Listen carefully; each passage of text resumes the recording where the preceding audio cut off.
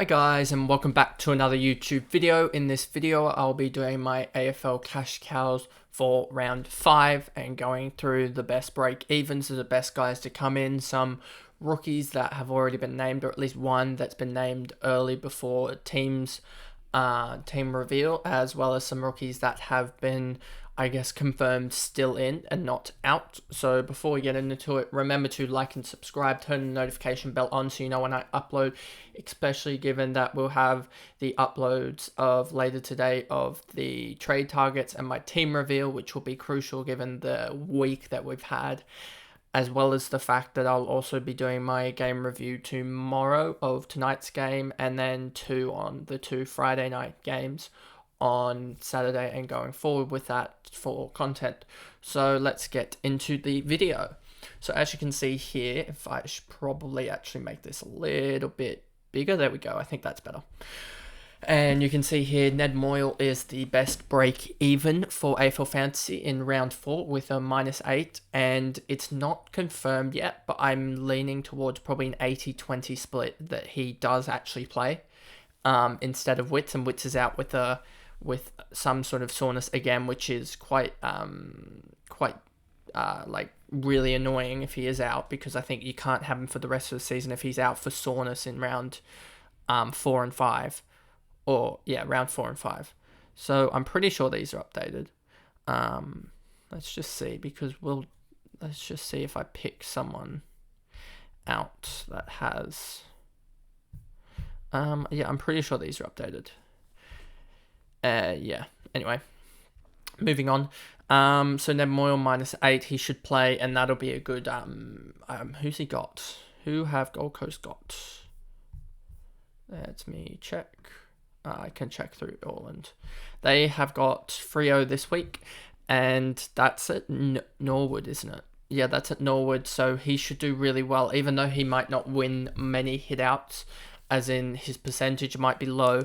It's in a small ground in potentially wet weather in the second half, so it should be a high ruck contest game, meaning that he's going to get a lot of hit-outs, I think. He could also potentially get a lot of just kicks out of the ruck, etc. and stuff like that. I do think that Darcy will dominate, and Darcy will be a really good player to have this week, but I think we'll see Ned Moyle do really well.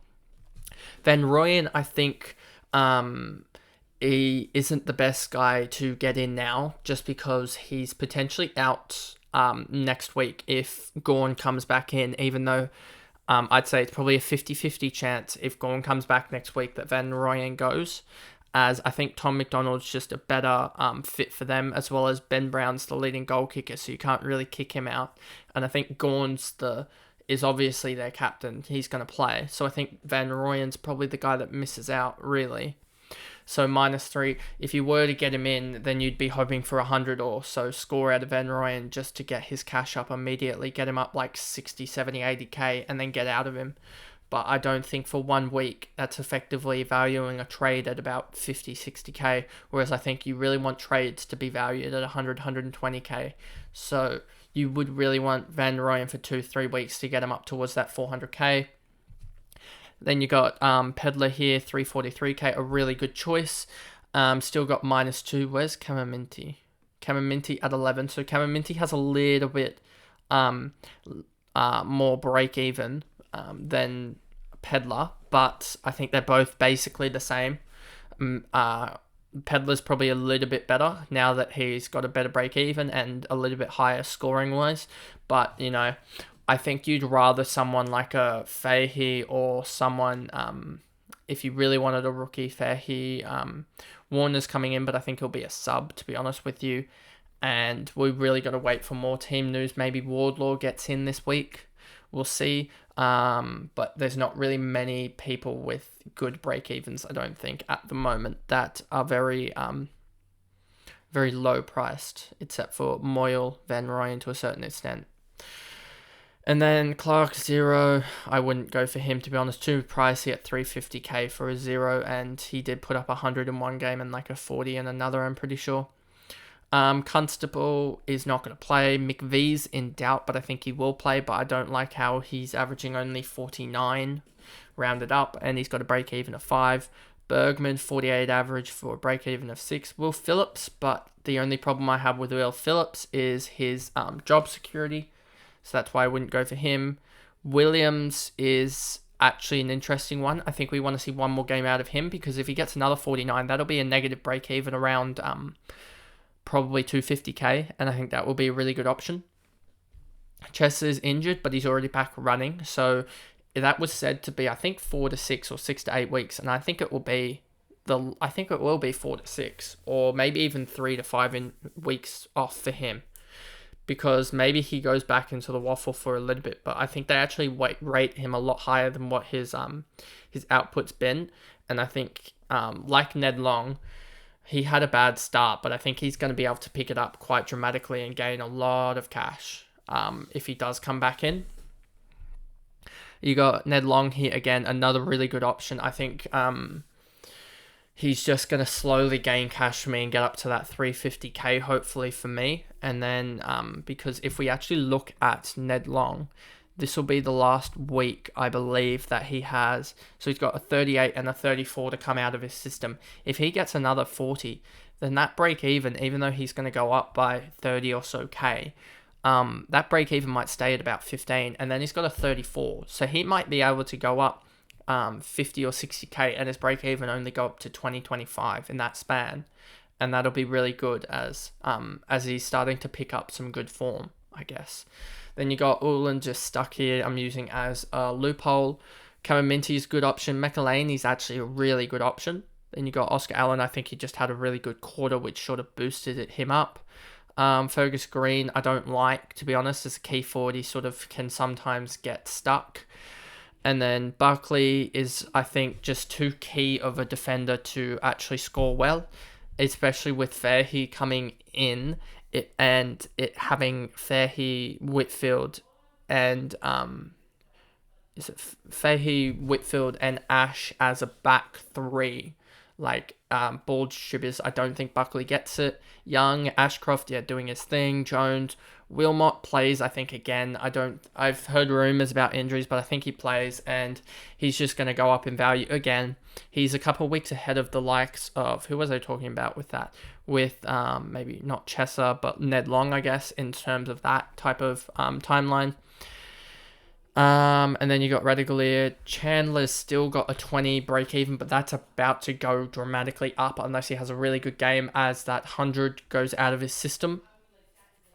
Then you got Cowan here at 22, so hopefully he can just have a big score. Philippou at 22 as well. His cash gen has started to kick in. Davey is confirmed playing by Brad Scott last night or this morning. And at 334k, that's another really good cash cow again. Mackenzie, really good.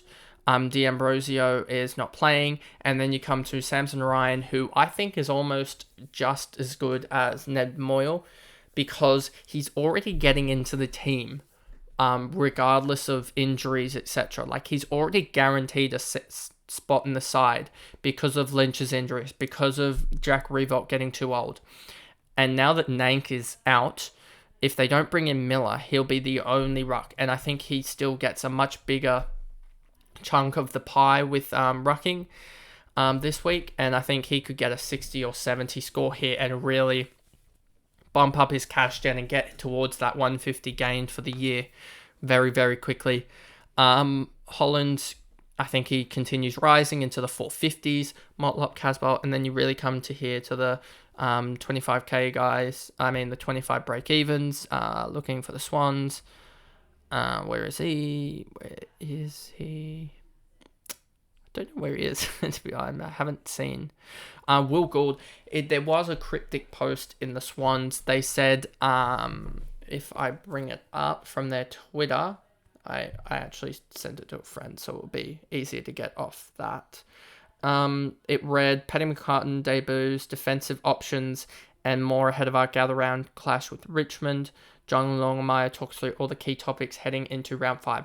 And if you heard what I just said, they've already named a debutant in Corey Warner, but it says debuts. So does that linger towards Francis and Gould actually getting up and playing? because Gould here at 200k. Here he is, Warner at 200k. So Warner's confirmed playing. I actually do expect Gould to play, and I think you will see Robbie Fox play as another key defender. You will see Rampy play as the key defender. I think he's sort of been playing as a playing against the smaller of the tools. I think you will see Rampy play against the tall tools now in just this week. I don't think you will see Will Edwards debut. I don't think, even if he can, I don't know if he can. But yes, there is major concerns at the Swans at the moment, just trying to find a key defender that can do it. There's been rumours or talks at least about maybe Will Hayward going back and just playing as an intercept defender or something for a week just to help out, as it's the 1 week that we've had Francis and Gould pull up badly as well. We've had, 5 injuries in terms of key defenders in like 2 weeks or something. So yeah. And then, is there anyone else really that I like the look of? Jason Johannesson, probably with his new role, could actually do all right, and that's maybe an option at that break even. And then Ralston I don't like. McKenna's a good option.